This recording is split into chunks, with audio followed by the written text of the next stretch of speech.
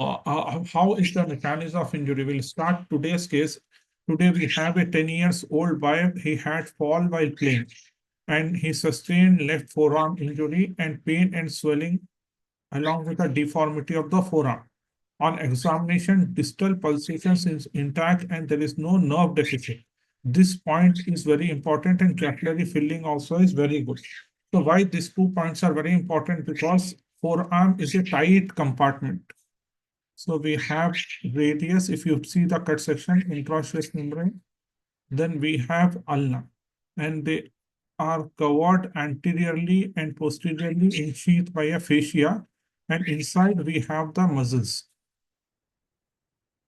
Okay, so inside we have these muscles. So this is a very tight compartment.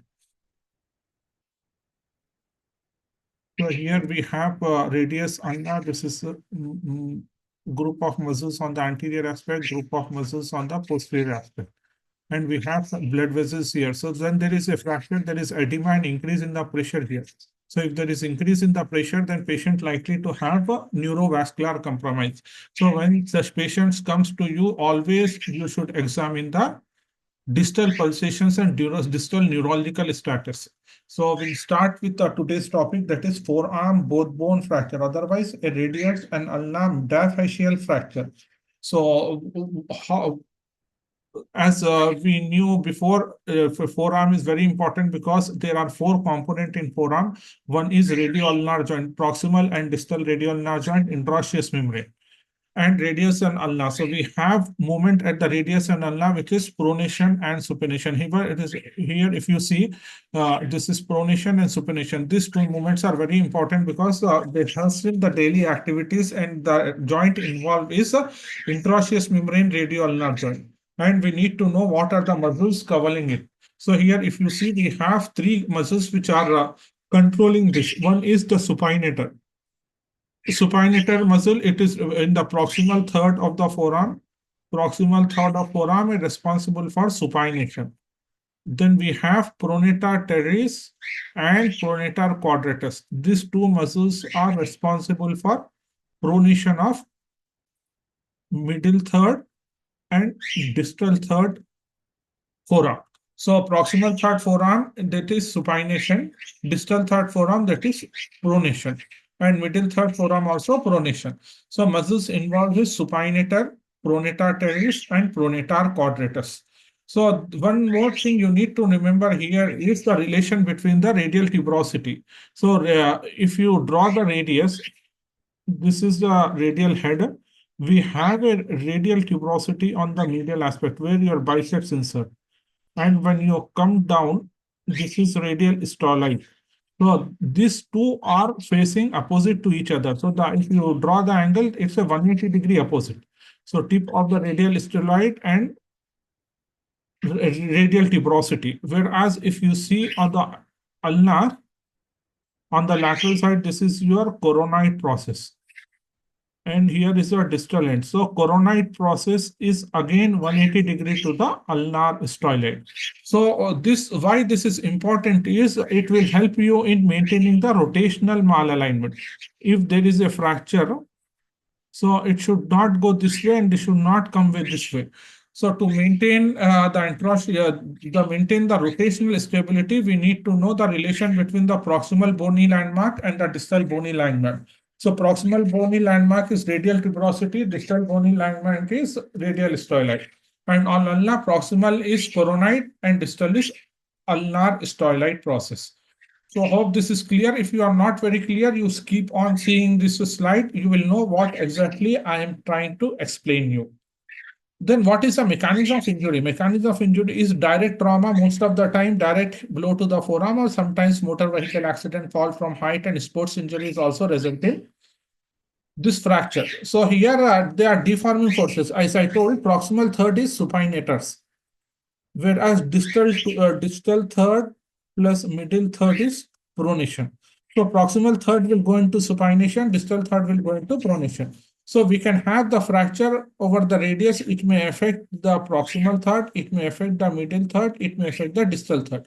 If it is in the proximal third, the proximal fragment is under the control of supinator. So it will go, proximal fragment will go into supination. And we can't bring into pronation because supinator muscles is acting here. So what we need to do is we need to bring the distal fragment also in supination to maintain the alignment. When there is a fracture to the middle third and the lower third, the fragment will go into pronation. So it's balanced by the supinator and pronation here. So it will go into mid-prone position. Mid-prone position. So fracture proximal third of the forearm, that is proximal third of the radius, it will go into supination by the action of supinator muscles. When there is a fracture to the middle third and the lower third region, the distal fragment will go, proximal fragment will go into mid-prone position due to the action of both supinator and pronator arteries over the fragment. So what is the presentation? Patient will have pain and swelling, loss of forearm movement and hand function. There is a gross deformity and open injuries sometimes. So whenever you have this patient, you always need to check the nerve palsy because median nerve, radial nerve, and ulnar nerve all can get affected due to the injury. Second is vascular injury because sometimes increase in the compartment pressure will compromise the vascular flow to the distal part of the limb and resulting in compartment syndrome. So before intervening the patient, immediately when you see the patient, always check for the distal vascularity and always check for ischemia and compartment syndrome. So it may be like generally it is complete fracture as how it is appearing on the X-ray in adult, but in children it may be and variate from complete fracture, sometimes green stick fracture, sometimes plastic deformity. If you want to know more about this type of fracture, see my videos, a previous video in which I have explained regarding all this in pediatric fractures and pediatric bone injuries. So how will you diagnose? We need to diagnose by taking the X-ray. So X-ray always we need to take the proximal radial ulnar joint and distal radial ulnar joint because this sometimes associated with proximal radial ulnar joint disruption and distal radial ulnar joint disruption. Here one more thing which is very important I want to explain is if you see this is your bone. Okay. So if there is a fracture here,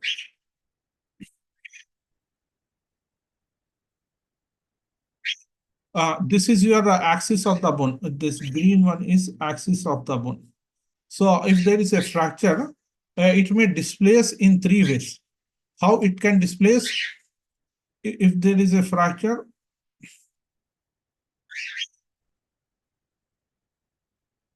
there is longitudinal instability, or sometimes there is rotational instability. And last is angular instability. Rotational stability, I just want to explain it a little more clear.